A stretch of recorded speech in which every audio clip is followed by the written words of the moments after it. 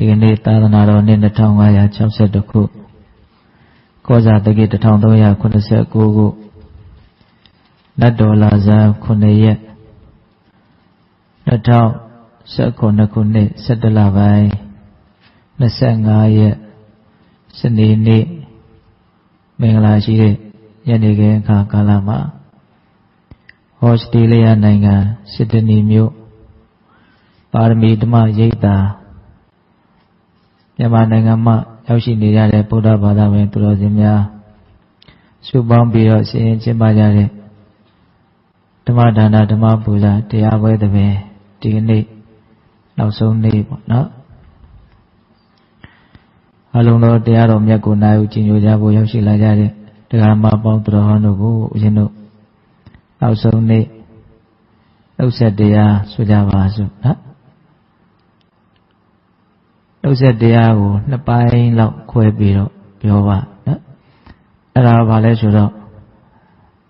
အသက်အရွယ်ကြီးကြတဲ့နော်တခါကြီးဒီကမာကြီးများအတွက်တစ်ပိုင်းလူလက်ပိုင်းလူငယ်ပိုင်းအတွက်တစ်ပိုင်းလို့အဲ့လိုစိတ်ထဲမှာစဉ်းစားပြီးတော့ပြောပါအဲ့တော့လူကြီးတွေအတွက်ပြောခြင်းတဲ့တရားဒေသနာကတန်ယုတ္တနိကေခန္ဓာဝကတန်ယုတ်ပါဠိတော်ထဲမှာနကုလပိတုသုတ်တံဆိုပြီးတော့ခန္ဓာဝကတန်ယုတ်ပါဠိတော်မှာအစဦးဆုံးတန်ခါနာတင်ထားတဲ့တရားဒေသနာတစ်ပုဒ်ရှိတယ်အဲ့ဒါကအသက်အရွယ်ကြီးကြတဲ့ပုဂ္ဂိုလ်တွေအထူးသဖြင့်ကောင်းကောင်းလေ့လာပြီးတော့လိုက်နာကျင့်သုံးစရာအလွန်ကောင်းတယ်ပေါ့နော်စဉ်းစားစရာလည်းအလွန်ကောင်းပါငယ်ရွယ်တဲ့လူတွေနဲ့ဘာမှမဆိုင်ဘူးလားဆိုတော့အဲ့လိုတော့မဟုတ်ပါဘူးဘာလို့လဲဆိုတော့ငယ်ရွယ်တဲ့လူတွေကလည်းပတ်လို့ကြအောင်မကြီးကြရအောင်မဟုတ်မအိုပဲနေလို့ဖြစ်မလားဆရာကြီးဦးအောင်သိန်းပြောသလိုမအိုခြင်းတော့နေရတနည်းပဲရှိတယ်ဆိုတာဟုတ်လားမအိုခြင်းဘယ်လိုလုပ်တော့မြန်မြန်သေးတာမှမအိုတာဟုတ်လားမအိုလို့မရအောင်နော်အတော့အသက်အရွယ်ငယ်တဲ့ပုဂ္ဂိုလ်တွေလူလက်ပိုင်းတွေအတွက်ကြတော့ဦးဇင်းကဘာပြောချင်လို့ဆိုတော့အင်္ဂုတ္တပါဠိတော်တတ္တကနိပတ်မှာလာရှိတဲ့ဥက္ခသုတ်တံဆိုတာလေးကိုပြောပါမယ်အဲ့တော့သုတ်တံနှစ်ပုဒ်မှတ်ရမယ်ပေါ့နော်ပထမပြောချင်တဲ့နော်အသက်အရွယ်ကြီးရင်ကြတဲ့တက္ကကြီးဒီမကြီးများအတွက်ပြောချင်တဲ့တရားဒေသနာကနကုလပိတုသုတ်တံမြတ်စွာဘုရားလက်ထက်ကမြတ်စွာဘုရားကိုမြင်ချင်းသားလို့ချစ်ကြတဲ့တက္ကကြီးဒီမကြီးဇနီးမောင်နှံနှစ်ယောက်ရှိတယ်အလုံးကြားဖို့မှာပါနကုလပိတာနဲ့နကုလမာတာဆိုတာဘဝပေါင်းများစွာမြတ်စွာဘုရားရဲ့သူတို့ကမိခင်ဖခင်တွေတော်ခဲ့တယ်ဦးကြီးတော်ကြီးတွေတော်ခဲ့တယ်ဦးလေးတော်လေးတွေတော်ခဲ့တယ်ဒါကြောင့်အဲ့ဒီတန်ရောစဉ်အဲ့ဒီမေတ္တာတွေကအရှိန်ရှိနေတဲ့အတွက်ကြောင့်မြတ်စွာဘုရားကိုမြင်တာနဲ့ကိုယ်ပဲသူတို့စိတ်ထဲမှာသူတို့ရဲ့သားလို့မှတ်တင်နေပေါ့အဲ့ဒီတက္ကကြီးကတနေ့တော့မြတ်စွာဘုရားဒီကိုရောက်လာတယ်သူရောက်လာတဲ့အချိန်ကမြတ်စွာဘုရားနဲ့အလွန်ရင်းနှီးပြီးတော့အလွန်တရာမှအသက်အရွယ်ကြီးနေတဲ့အနေအထားမျိုးမှာသူရောက်လာတာရောက်လာပြီးတော့မြတ်စွာဘုရားကိုရှ िख ိုးဥချတင်းတင်းလျောက်ပတ်တဲ့နေရာမှာထိုင်ပြီးတော့မြတ်စွာဘုရားကိုသူလျှောက်တယ်မြတ်စွာဘုရားတဲ့ဘုရားတပည့်တော်အိုလှပါပြီတဲ့အသက်အရွယ်တွေလည်းကြီးလာပါပြီဘဝရဲ့နောက်ဆုံးအချိန်ကိုရောက်နေပြီဘဝရဲ့နောက်ဆုံးအရွယ်ကိုရောက်နေပြီခန္ဓာကိုယ်ကလည်းအမြဲတမ်းနာကျင်ခံခက်တဲ့ဒုက္ခဝေဒနာရှိတယ်အဲ့ဒါနောက်ဆိုလို့ရှိရင်မြတ်စွာဘုရားနဲ့တကွာယဟန်တန်ဃာကိုတပည့်တော်ဖူးမြော်ရဖို့တိတ်ပြီးတော့မလွယ်ပါဘူးတဲ့ဒါကြောင့်မလို့အခုတွေ့တုံးလေးမှာတပည့်တော်အတွက်အကျိုးရှိစေမဲ့ချမ်းသာမှုကိုဖြစ်စေမဲ့အစုံအမဩဝါဒစကားများတပည့်တော်ကိုဟောကြားတော်မူပါအဲ့ဒါဟာတပည့်တော်အတွက်အချိန်ကာလရှည်မြင့်စွာအကျိုးစီးပွားရှိခြင်းကချမ်းသာခြင်းကဖြစ်ပါလိမ့်မယ်ဗျာတဲ့ပြောတာလေးကအယံသေးကြတယ်နော်ဩဝရတုမံဗန္တိဘဂဝါအနုတာတတုမံဗန္တိဘဂဝါအဲ့ဒီမြတ်စွာဘုရားဘဂဝါမြတ်စွာဘုရားသည်မံဘုရားတပည့်တော်ကိုဩဝရတုဆုံးမတော်မူပါဗျာမံဘုရားတပည့်တော်ကိုအနုတာတတုအဖန်ဖန်အထက်ထက်ဆုံးမတော်မူပါဗျာဩဝါဒဆိုတာဆုံးမတာအနုတာသနာဆိုတာအထက်ထက်ရင်းရင်းနှီးနှီးဆုံးမတာပေါ့နော်အဲ့ဒါလိုဆုံးမခြင်းကအဲ့ဒါလိုတပည့်တော်ကိုအထက်ထက်ဆုံးမခြင်းကတပည့်တော်အတွက်တိကာရတံရှိလျာလှစွာသောကာလပတ်လုံးဟိတာယဒုက္ခယ အကျိုးစီးပွားရှိခြင်းကချမ်းသာခြင်းကဘဝိတ္တိဖြစ်ပါလိမ့်မယ်ဗျာတဲ့အဲ့လိုလျှောက်တော့မြတ်စွာဘုရားကဧဝမေတံဂဟပတိဧဝမေတံဂဟပတိတက္ကကြီးတဲ့တက္ကကြီးပြောတဲ့စကားတက္ကကြီးပြောတဲ့အတိုင်းမှန်တယ်တဲ့အသက်အရွယ်ကြီးလာပြီဆိုရင်နာကျင်ခံခက်မှုတွေနော်ကောင်းတယ်ဆိုတာသိမရှိတော့ဘဲနဲ့ဘဝမှာဆင်းရဲဒုက္ခတွေအများကြီးကြုံလာရတယ်ဒါတက္ကကြီးပြောတာမှန်တယ်တဲ့အဲ့ဒီမှာမြတ်စွာဘုရားကတရားစကားစပြီးတော့ပြောတယ်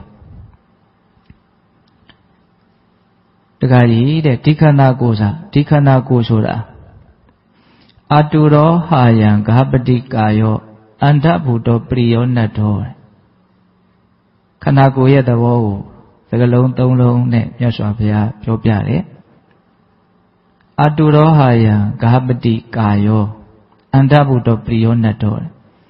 တက္ကကြီးတဲ့ဒီခန္ဓာကိုယ်ဆိုတာအတုရာအမြဲတမ်းနာနေတဲ့သဘောရှိတယ်တဲ့ဒါကတော့လူကြီးလူငယ်လို့ခေါ်ချပြီးတော့မပြောဘူးနော်ခန္ဓာကိုယ်ဆိုတာအမြဲတမ်းနာနေတဲ့သဘောရှိတယ်တဲ့ဒါသတိရှိမှသိနိုင်တာပါတာမန်တော့မသိနိုင်ပါဘူးအန္တဘုတောတဲ့ဥတလုံးနဲ့လည်းအလွန်တူတယ်တဲ့ငှက်ဥတို့ကြက်ဥတို့ဘဲဥတို့လိုမျိုးခန္ဓာကိုယ်ဆိုတာဥတလုံးနဲ့အလွန်တူတယ်အထီးကအပွန်းပဲမခံဘူးပေါ့နော်ကြက်ဥများဘဲဥများဒါကမှတို့ကင်တွေ့တဲ့အခါမှာတတိချာရဒီဥဆိုင်ဖို့မလိုဘူးလားနည်းနည်းလောက်ထိခိုက်မိတာနဲ့တို့ကကွဲသွားမှာပေါ့နော်ခန္ဓာကိုယ်ဆိုတာလည်းအထီးကတိတ်မခံဘူးလို့ပြောတာဥယျာဉ်တစ်မျိုးအေးရင်တစ်မျိုးပရိယောနတ်တော်တဲ့အလွန်ပါလာတဲ့အရေးပါလေးနဲ့အုပ်ထားတာတဲ့အခိုင်အမာတိဆောက်ထားတာမဟုတ်သုံးမျိုးပြောတယ်နော်အတုရာအမြဲတမ်းနာနေတဲ့သဘောရှိတယ်အန္တဗုဒ္ဓဥတလုံးနဲ့တူတယ်ပရိယောနတ္တအရေးပါလေးနဲ့ဖုံးထားတာနော်ယောဣမံကာယံဂဟပတိတက္ကကြီးတဲ့ဒီလိုခန္ဓာကိုယ်ကြီးမျိုးကိုပရိဟရံတော်ရွတ်ဆောင်ထားရသည်ဖြစ်ပါလေရဲ့မုဟုတ်တံပိအာရောက်ကြံပရိဇာနေယတခဏမြကျမ်းမာပါတယ်လို့ပုဂ္ဂိုလ်တူတရားဟာဝန်ခံခဲ့မယ်ဆိုလို့ရှိရင်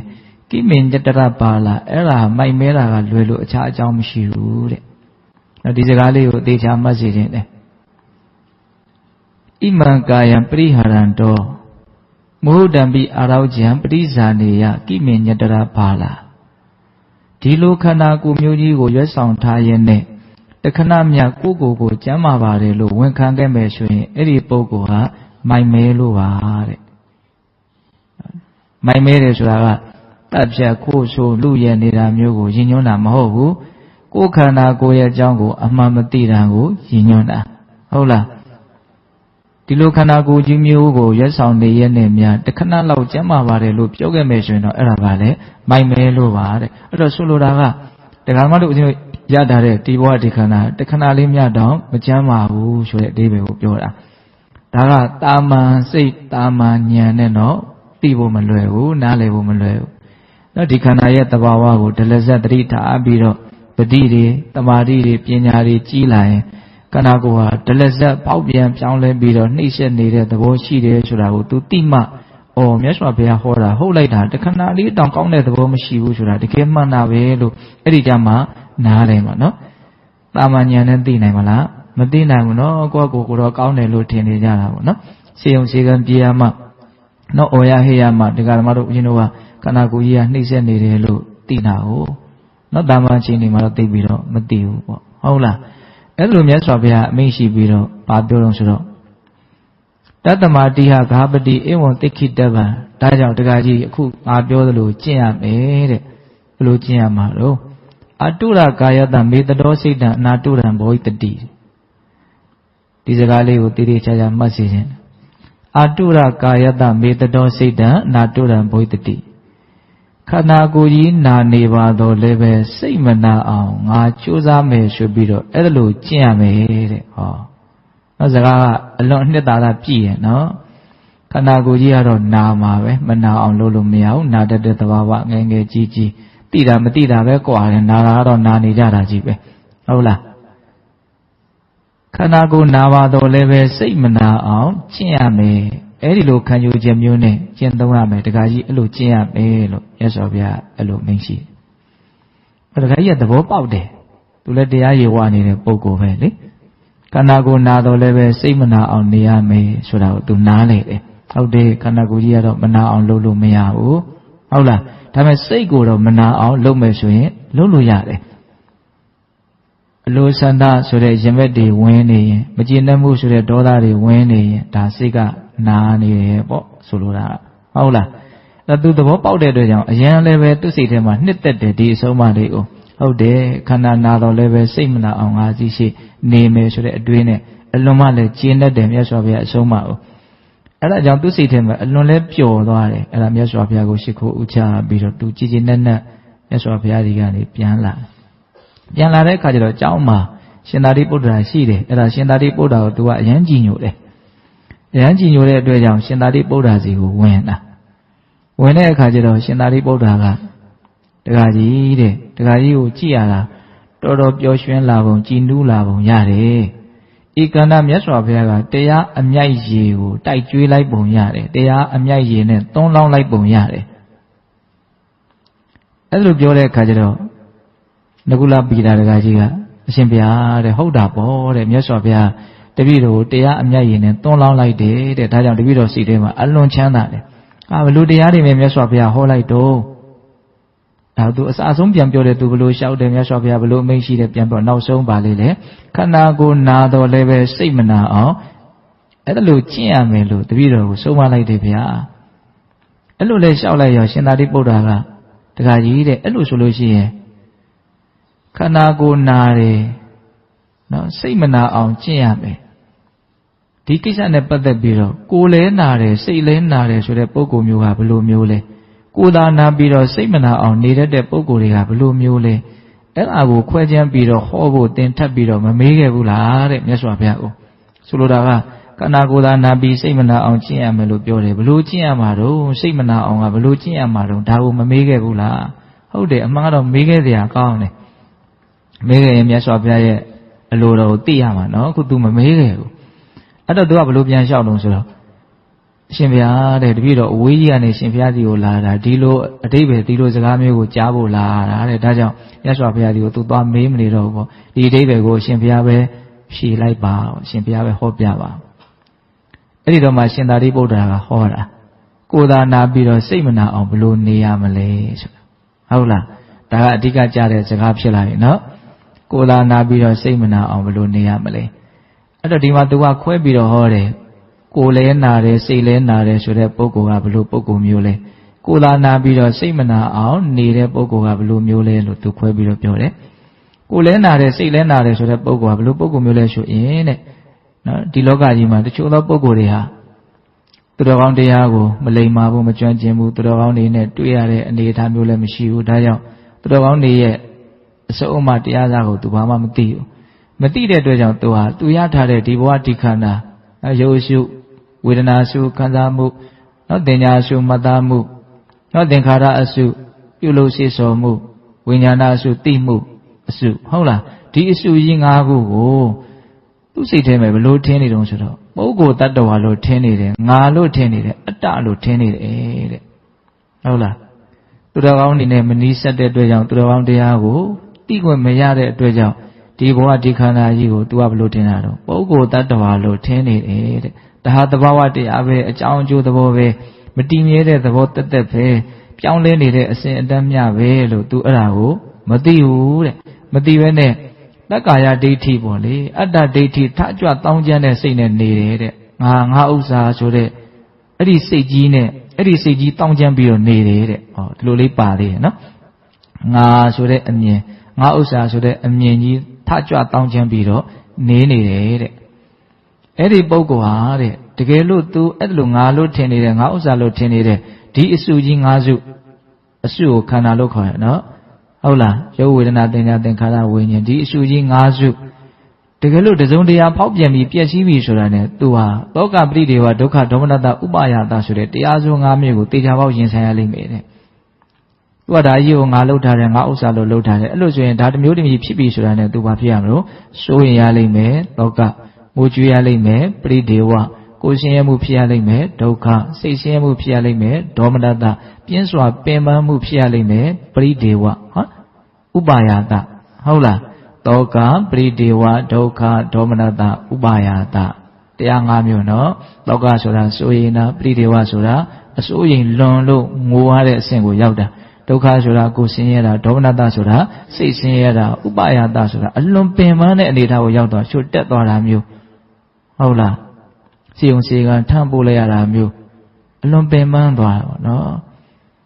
အဲ့ဒါလို့ဆိုရင်အဲ့ဒီပုဂ္ဂိုလ်ဟာကိုယ်လဲနာတယ်စိတ်လဲနာတယ်ဆိုတဲ့ပုဂ္ဂိုလ်ပဲတဲ့အဲ့တော့အဖြေရပြီနော်ကိုယ်လဲနာတယ်စိတ်လဲနာတယ်ဆိုတဲ့ပုဂ္ဂိုလ်ဟာဒီအစုကြီး၅စုကိုငါလို့ထင်တယ်ငါဥစ္စာလို့ထင်တယ်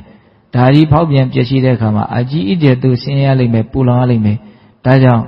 ဒီခန္ဓာကိုယ်ကြီးရလည်းပဲအမြဲတမ်းနှိမ့်ဆက်လို့နာတယ်ဒါကြီးကိုမှားမှားယွင်းယွင်းငါလို့ထင်နေတယ်ငါဥစ္စာလို့သိမ့်ပိုက်ထားတယ်အဲ့ဒါကြောင့်လည်းပဲဖောက်ပြန်တဲ့အခါမှာအကြီးအကျယ်ဆင်းရဲလိမ့်မယ်ဒါကြောင့်ကိုယ်လဲနာတယ်စိတ်လဲနာတယ်ဆိုတာအဲ့ဒီလိုမိုက်မဲတဲ့ပုဂ္ဂိုလ်မျိုးကိုပြောတာတဲ့နော်ကိုယ်သာနာပြီးတော့စိတ်မနာဘူးဆိုတဲ့ပုဂ္ဂိုလ်ကဘယ်လိုမျိုးတော့ပေတတို့ရိပ်မိသွားပြီဟုတ်လား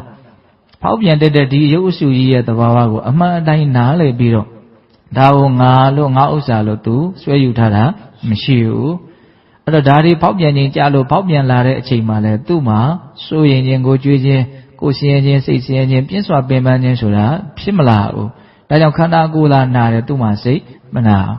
အဲ့လိုကလည်းသူဘာလို့နေနေတာတုံးဆိုတော့သူတော်ကောင်းတွေနဲ့ပေါင်းသင်းဆက်ဆံရတယ်သူတော်ကောင်းတွေနဲ့တွေ့ရတယ်ကြုံရတယ်သူတော်ကောင်းတရားကိုနာယူရတယ်မှတ်သားရတယ်အဲ့ဒါကြောင့်မလို့သူအဲ့ဒီအမြင်မှန်ကိုရတာအဲ့တော့လောကကြီးမှာမှားတယ်မှန်တယ်ဆိုတာဆင်းရဲခြင်းချမ်းသာခြင်းရဲ့အကြောင်းတရားပဲမှားရင်ဆင်းရဲမယ်နော်မှန်ရင်ချမ်းသာမယ်အဲ့လိုဆိုရင်မှားတယ်မှန်တယ်ဆိုတာကတော့ဘာကိုအဓိကအကြောင်းခံပြီးတော့ဖြစ်လာတယ်လို့ထင်လဲတစ်ချက်လောက်စဉ်းစားကြည့်တာပါသူတော်ကောင်းတွေနဲ့တွေ့ခြင်းမတွေ့ခြင်းပေါ်မှာအဓိကအကြောင်းခံတာဟုတ်လားမွေးရပါဘယ်သူမှသိလာတာမရှိဘူးနော်ဟုတ်တယ်နော်ဒါကြောင့်ဦးဇင်းတို့စာထဲမှာမှတ်သားဖို့တာလေးတစ်ခုရှိတယ်နော်ဒီဘဝဒီတန်တရားဒီဒုက္ခတွေဖြစ်ဆက်ဖြစ်နေခြင်းရဲ့အဓိကအကြောင်းတရားကမသိမှုအဝိဇ္ဇာပဲတဲ့ဟုတ်လားဒုက္ခတွေဖြစ်ခြင်းကအကြောင်းတရားကဘာလဲမသိမှုအဝိဇ္ဇာပဲဒုက္ခစက်ကြီးရက်သွားတယ်ဒုက္ခတွေငြိမ်းသွားတယ်နောက်ဆုံးနိဗ္ဗာန်ချမ်းသာကိုရပြီးတော့ဒုက္ခငြိမ်းသွားတယ်အဲ့ဒါအတွက်အဓိကကြတဲ့အကြောင်းတရားကမြတ်စွာဘုရားပွင့်လာခြင်းပဲတဲ့ဟောသိမှုဝိဇ္ဇာလို့မပြောဘူးနော်သိချာနားထောင်နော်ဒုက္ခတွေဖြစ်တာကတော့အဝိဇ္ဇာကြောင့်ဖြစ်ရတယ်ဒုက္ခတွေချုပ်သွားတာကတော့အဓိကမူရင်းအကြောင်းတရားကြီးကဘုရားပွင့်လာလို့တဲ့ဟုတ်တယ်ဘုရားပွင့်လာမှသိတဲ့တာကိုသိရတာဟုတ်လားဒါကြောင့်သူတော်ကောင်းတွေနဲ့တွေ့ဖို့သူတော်ကောင်းတရားကိုနာယူဖို့ဆိုတဲ့ဒီအကြောင်းတရားဟာအလွန်တရာမှနော်အာကြီးတဲ့ချမ်းသာခြင်းရဲ့အကြောင်းတရားဆိုတာနားလည်ထားဖို့လိုတယ်နော်ဒါကြောင့်ဦးဇင်းတို့ဒီမှာပါဠိတော်တွေကိုလေ့လာလိုက်လို့ရှိရင်ဒါတွေကသူကအမြဲတမ်းလို့ပါတယ်နော်သူတော်ကောင်းတွေကိုတွေ့ရတယ်သူတော်ကောင်းတွေကိုမြင်ရတယ်သူတော်ကောင်းတရားကိုနာယူရတယ်အဲ့ဒီကြတော့မှနောက်ပိုင်းမှာအမြင်မှန်ဆိုတာဖြစ်လာတာဟုတ်လားအေးအဲ့တော့ဒါကရှင်သာရိပုတ္တရာကနော်နကုလပိတာတက္ကကြီးကိုခွဲခြမ်းဝေဖန်ပြီးတော့ပြောပြတဲ့တရားစကားကိုယ်လဲနာတယ်စိတ်လဲနာတယ်ဆိုတဲ့ပုဂ္ဂိုလ်ကဘလို့ပုဂ္ဂိုလ်မျိုးလဲကိုယ်လာနာတော့လည်းပဲစိတ်မနာအောင်နေတယ်ဆိုတဲ့ပုဂ္ဂိုလ်မျိုးကဘလို့ပုဂ္ဂိုလ်မျိုးလဲဆိုတာခွဲပြတယ်နော်ဒီထင်ရှားဖြစ်ပေါ်နေတဲ့ရုပ်အစုနာအစုကိုငါလို့ထင်မယ်ငါဥစ္စာလို့ထင်မယ်ဆိုရင်ဒါတွေပျက်စီးခြင်းကြားတဲ့အခါမှာအကြီးအကျယ်ပူလောင်ရတယ်ပင်ပန်းရတယ်ဒါကြောင့်ဒီပုဂ္ဂိုလ်တွေဟာကိုယ်လဲနာတယ်စိတ်လဲနာတယ်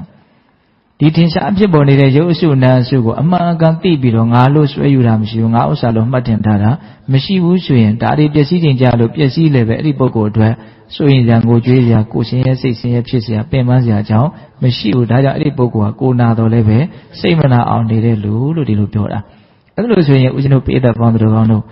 ဒီယုတ်ဒီနံဒီသဘာဝတရားကိုဒါငါပဲဒါငါဥစ္စာပဲဆိုတဲ့မှားယွင်းတဲ့အမြင်တွေမရှိအောင်တကယ်လက်တွေ့မှာဘယ်လိုလုပ်ရမလဲလို့မေးရင်တတိထားပြီးတော့ပဲနေရမယ်ဟုတ်လားအခုဦးဇင်းတို့ဒီမှာ10ရက်လောက်ပြောတယ်နော်